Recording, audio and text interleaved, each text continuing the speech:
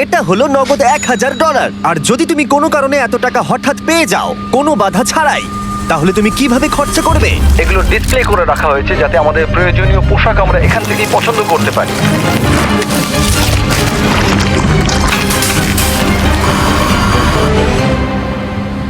ঠিক আছে, কিন্তু উগান্ডাতে বসবাস করা কয়েক হাজার মানুষ এটাকে অন্যভাবে খরচা করবে। এখানে বসবাসকারী বেশিরভাগ মানুষের দৈনিক রোজগার $1 থেকে $2, যার মানে হলো শিক্ষা পাওয়ার জন্য, ব্যবসা শুরু করার জন্য, পর্যাপ্ত স্বাস্থ্য সেবা পাওয়ার জন্য, এমনকি বিদ্যুৎ পাওয়ার জন্য এটা একেবারেই যথেষ্ট নয়। কিন্তু আমি মনে করি এর সমাধান খুবই সহজ, এই টাকা দিলেই সমাধান হয়ে যাবে। কিন্তু এটাও ঠিক, এমন লোকদের এতগুলো টাকা একসাথে দেওয়া ঝুঁকিপূর্ণ হয়ে যাবে যারা এতগুলো টাকা এর আগে কখনো একসাথে পায়নি। তাই যখন একটা অর্গানাইজেশন এই কাজে আমাদেরকে সাহায্য করবার জন্য এগিয়ে এলো, তখন আমরা জানতাম আমাদের আরো জানবার জন্য সেখানে যেতে হবে। উগান্ডা একটি সুন্দর দেশ এবং এখানে কিছু অবিশ্বাস্য লোক থাকে, কিন্তু যখন আমি প্রথম এই প্রোগ্রামটি সম্পর্কে গিভ ডাইরেক্টলির সাথে যোগাযোগ করি, তখন আমার প্রাথমিক প্রতিক্রিয়া এটাই ছিল যে এটা একটা ভয়ানক ধারণা। আমি ভেবেছিলাম যে চরম দারিদ্র্যের মধ্যে থাকা মানুষগুলোকে যদি 1 বছরের পুরো আয় সরাসরি তাদের হাতে তুলে দেওয়া হয়, তাহলে বোধহয় দুর্যোগের মধ্যে সেটা সঠিক হবে না। গিভ ডিরেক্টলি একটা সিলেকশন প্রসেসের মধ্য দিয়ে অর্থনৈতিকভাবে সবথেকে পিছিয়ে পড়া গ্রামগুলোকে বেছে নেবে আর প্রত্যেকটা ফ্যামিলিকে সাইন আপ করাবে। তারপর তাদেরকে একটা করে মোবাইল ফোন দেওয়া হবে আর তারা একটা ইউনিক পিন নাম্বার পাবে। টাকাটা তাদের সিম কার্ডে ডাইরেক্ট ঢুকবে যাতে তারা সরাসরি লেনদেন করতে পারে, অথবা তারা পিন কোড ব্যবহার করে কাছাকাছি আউটলেটে গিয়ে মোবাইল মানি এজেন্টের কাছ থেকে ক্যাশ উইথড্র করতে পারে। এই সমস্ত পিছিয়ে পড়া সম্প্রদায়ের মানুষদের সীমিত কাজের সুযোগ তাদের পরিবারের ভরণ পোষণ অত্যন্ত কঠিন করে তুলেছে। তাদের মধ্যেই একজন হলো পল। আমার স্ত্রী আর 2 সন্তান আছে। আমরা 4 জনে থাকি। আমার পরিবার দিনে একবারই খেতে পায়, আমরা একবারই খাই, রাতের বেলা, যেটা আমার কাছে খুব কষ্টকর। যদি পলের একটু বেশি অর্থ থাকতো তাহলে সে সেটাকে শুধুমাত্র ব্যবসাতেই বিনিয়োগ করতো না, বরং তার সন্তানরা এর পাশাপাশি ভালো শিক্ষার সুযোগও পেত। আমার এখন জীবনের লক্ষ্য হলো সিনিয়র ফরেস্ট সার্টিফিকেট পাওয়া। হয়তো তারপর আমার জীবনের কোনো একটা উন্নতি ঘটবে কোনোভাবে। চরম দারিদ্র্যের মধ্যে বসবাসকারী লোকেরা খুবই সীমিত। তাদের বেশিরভাগ দিন অতিবাহিত হয় ছোটখাটো কাজে এবং তারা নিজেরা এই দারিদ্র্যের চক্র থেকে বেরিয়ে আসতে পারে এটা তারা ভাবতেই পারে না। 1 বছর আগে এরকমই অবস্থা ছিল টিয়ান এবং লোকুরের। তাদের বাচ্চারা স্কুল ছেড়ে দিয়েছিল আর তাদের এলাকায় কাজ খুঁজে পাওয়া অত্যন্ত কঠিন ছিল। কিন্তু গিভ ডিরেক্টরির কাছ থেকে ডোনেশন পাবার পর তাদের জীবন একেবারেই বদলে যায়। তারা সেই ডোনেশন ব্যবহার করে জমি কেনে এবং নিজেরাই সেই জমিতে চাষ করতে শুরু করেছে।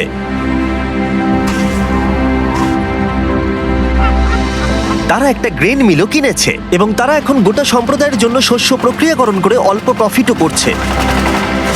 তারা এখন তাদের সেই প্রফিট দিয়ে নিজেদের বাড়িতে একটি দোকান খুলতে চায়। তার সাথে লোকুরে এখন গ্রামের মধ্যে একটা রিফুয়েলিং স্টেশনও চালু করেছে। এই প্রোগ্রামটি কি করতে পারে তার জ্বলন্ত উদাহরণ এটা, কারণ এর ফলে তাদের ব্যবসা এবং অর্থনীতি দুটোরই উন্নতি হয়। তাও আমাদের সন্দেহ ছিল এই ডিরেক্ট ক্যাশ দেওয়াটা কতটা কাজে আসবে। আমরা জানতে চাইছি এতে ওদের কি কি সুবিধা হবে ওদের ট্র্যাডিশনাল সিস্টেমগুলোকে কাজে লাগিয়ে। তাই আমরা স্থানীয় গিভ ডাইরেক্টলি ফিল্ড অফিসার সিলভেস্টোর সাথে দেখা করলাম। আমি এই কমিউনিটির মধ্যেই থাকি, আমি কারামোজাতে কাজ করি। আমি এখানেই জন্মেছি এবং এখানেই বড় হয়েছি। আমার ক্ষেত্রে যেটা হয়েছিল, যখন আমি বড় হচ্ছিলাম, মানে যখন আমি স্কুলে পড়ছিলাম, বিশেষত যখন আমি সেকেন্ডারি এডুকেশনের জন্য পড়ছি, আমার বাবা মায়ের কাছে অতটা টাকা ছিল না যাতে তারা আমার পড়াশোনা আরো এগিয়ে নিয়ে যেতে পারে। তাই আমাদের বাড়িটা বিক্রি করে দেয় যাতে আমি স্কুলে যেতে পারি। সেটা ছিল আমার কাছে আমার স্বপ্ন বিক্রি করে দেওয়ার মতো, আমার সবকিছু বিক্রি করে দেওয়ার মতো। এটা ছিল এক চরম দারিদ্রতা, আমাদের কাছে কোনো কিছুই ছিল না। যখন আমি গিভ ডাইরেক্টলিতে জয়েন করলাম, আমি বুঝতে পারলাম যে এটা অনেক অনেক আলাদা। আগে আমি যাদের সাথে চ্যারিটি করেছি তাদের থেকে অনেক আলাদা। গিভ ডাইরেক্টলি আমাদের ডিরেক্ট ক্যাশ দেয়, সেই ক্যাশটা আমাদের কমিউনিটির মধ্যে যায় আর সেই ক্যাশটা আমাদের কমিউনিটির বিজনেসও বাড়ায়। এই ক্যাশটার বদলেই আমরা আমাদের চাহিদা পূরণ করতে সমর্থ হই। মানুষ দারিদ্র্যের মধ্যে আটকে পড়েছে প্রচেষ্টার অভাব বা সামর্থ্যের অভাবে নয়, সুযোগের অভাবে তারা দারিদ্র্যের মধ্যে আটকে পড়েছে। তাদের মধ্যেই একজন হলো জোসেফ, যিনি গ্রামের প্রধান। কেউ কেউ অনেক দূরের জমির মালিক, তাই আপনার যেটা সব থেকে বেশি দরকার সেটা হলো টাকা, যাতে আপনি কাছাকাছির মধ্যে জমি কিনতে পারেন। আমরা এই ঘাসের বাড়ি তৈরি করি আর উইপোকা এই ঘাসগুলো খুব দ্রুত খেয়ে নেয়, তাই খুব বেশি দিন এই বাড়িগুলো থাকে না। আমরা পরের বছর আবার এগুলো তৈরি করি, ধ্বংস করি, আবার তৈরি করি, এভাবেই চলতে থাকে। কিন্তু এই গ্রামে বাড়ির সমস্যাই একমাত্র প্রধান সমস্যা নয়। ক্ষুধা, দারিদ্রতা এবং শিক্ষার অভাব এই সমস্ত সম্প্রদায়ের মানুষদের অন্যতম প্রধান সমস্যা। তার নিজের গ্রাম পরিচালনা করার বোঝা ছাড়াও জোসেফ গুরুতর স্বাস্থ্য জটিলতায় ভুগছে। কয়েক বছর আগে তার স্ট্রোক হয়েছিল, যেটা তাকে দুর্বল করে দিয়েছে এবং তার কাছে পর্যাপ্ত অর্থ না থাকায় সে প্রয়োজনীয় ওষুধও কিনতে পারছে না। জীবনযাপন এখানে সত্যি খুব কঠিন। আমি বাঁচবো কিনা আমি জানি না, আমি সত্যিই জানি না, কারণ আমার যে রোগটা হয়েছে সেটা খুবই কঠিন।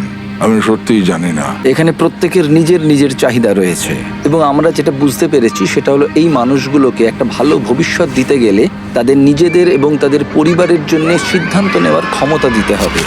তাই আমরা ঠিক করেছি গিফট ডিরেক্টলির সাথে যুক্ত হয়ে এই গ্রাম এবং আশেপাশের 300টি পরিবারকে অর্থ অনুদান করে সাহায্য করব তাদের উজ্জ্বল ভবিষ্যতের জন্য। তাই যখন গিফট ডিরেক্টলি টিম গ্রামগুলোর চূড়ান্ত তালিকা প্রকাশ করছিল, যেটা করতে সারাদিন সময় লাগবে, তখন ড্যান এবং ড্যারেন গ্রামটা ঘুরে দেখলো, যেখানে তারা ছুরি ধার দেবার যন্ত্র দেখতে পেল। পরের দিন সকাল ছিল ডিস্ট্রিবিউশনের সকাল। এখন সেই মুহূর্তটা এসে গেছে। সমস্ত টাকা 10 মিনিটের মধ্যে ট্রান্সমিটেড হয়ে যাবে। এই মানুষগুলো অবশেষে তাদের দারিদ্র্য থেকে মুক্তি পাওয়ার একটা সুযোগ পাচ্ছে, যা নিয়ে তারা সারা জীবন লড়াই করছিল। কিন্তু গ্রামের মধ্যে জোসেফ ছিল সবচেয়ে বেশি উদ্বিগ্ন, কারণ তিনি জানতেন এই অনুদানটি তার এবং তার পরিবারের জীবন কতটা বদলে দেবে। এটা ছিল সেই মুহূর্ত যার জন্য তারা অপেক্ষা করছিল। তাই গোটা সম্প্রদায় ছিল নার্ভাস এবং এক্সাইটেড।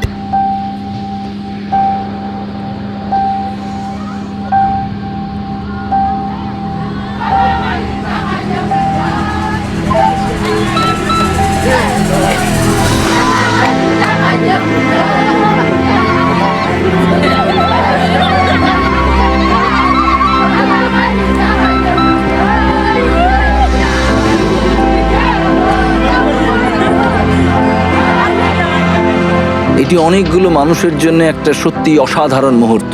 এটা শুধুমাত্র এই মানুষগুলোর জন্য নয়, বরং তাদের সন্তান এবং পরবর্তী প্রজন্মের জন্যও সুযোগ। গিফট ডিরেক্টলির সাথে যুক্ত হয়ে আমরা এই গ্রামের হাজার হাজার মানুষের জীবন পরিবর্তন করতে সক্ষম হয়েছি।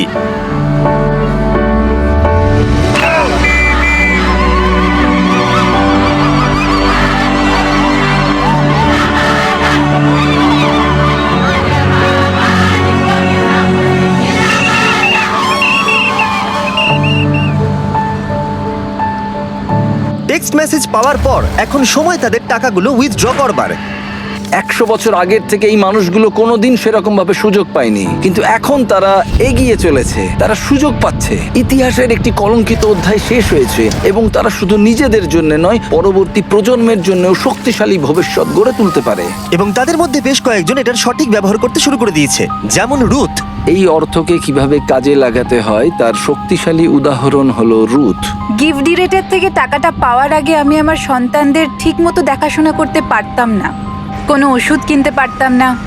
আমি একজন হাউসওয়াইফ ছিলাম, আমাদের জীবন খুব কষ্টে কাটছিল। কিন্তু প্রতিকূলতা সত্ত্বেও রুথ গিফট ডিরেক্টলির সাহায্যে তার স্বপ্নগুলো সত্যি করতে দৃঢ় প্রতিজ্ঞ ছিল।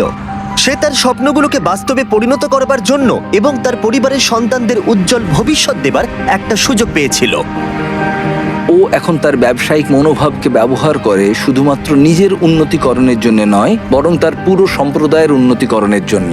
আমি এখন আমার পরিবারের সব দায়িত্ব নিতে পারছি।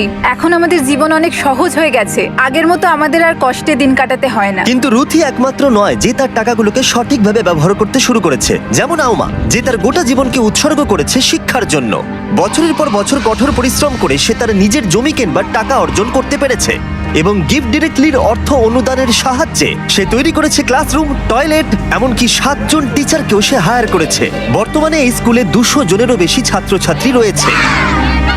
এই অর্থ সম্প্রদায়ের একটি অত্যন্ত প্রয়োজনীয় ফার্মেসিতেও ব্যবহার করা হয়েছে। হাজার হাজার শিশুর জন্য স্কুল ফি এবং ইউনিফর্মের জন্য, এমনকি কয়েকশো পরিবারের বাড়ি তৈরিতেও ব্যবহার করা হয়েছে। এবং অর্থ কিভাবে ব্যবহার করা উচিত তার উদাহরণ হয়ে দাঁড়িয়েছে। এই মানুষগুলোকে সামান্যতম সুযোগ দেওয়া হলেই তারা সেটিকে গ্রহণ করে এবং এটি করতে তারা ঝাঁপিয়ে পড়ে। এটি তাদের কাছে এমন একটি সুযোগ যা তারা আগে কখনো পায়নি। এবং এই ঘটনাগুলো আমার জীবনে এতই ইন্সপায়ারিং এবং মোটিভেটিং ফ্যাক্টরস যা আমি কখনো এক্সপিরিয়েন্স করিনি। ট্রিপটা শেষ করার জন্য ড্যারেন আরো একটি স্কুল পরিদর্শন করলো। গিফট ডিরেক্টলির অনুদানে 1 সপ্তাহের মধ্যে শিক্ষার্থীর সংখ্যা গিয়ে দাঁড়িয়েছে 650 থেকে 980, কারণ তাদের প্যারেন্টসরা এখন সক্ষম স্কুলের ফি দিতে এবং ইউনিফর্ম কিনতে। Little children, little children, obey your parents, little children. কিছুক্ষণ আগেই মেঘের আওয়াজ শোনা যাচ্ছিল। আসলে সবেমাত্র বৃষ্টি শুরু হয়েছে। বাচ্চারা গান শুরু করতেই মেঘ মুছে গেল এবং আকাশ এখন উজ্জ্বল। এটা একটা খুবই আশ্চর্যজনক অভিজ্ঞতা ছিল।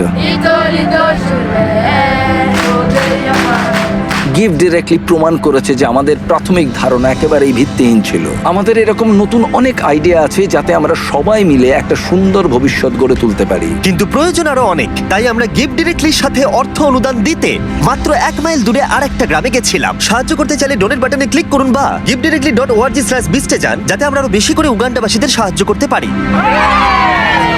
By, subscribe.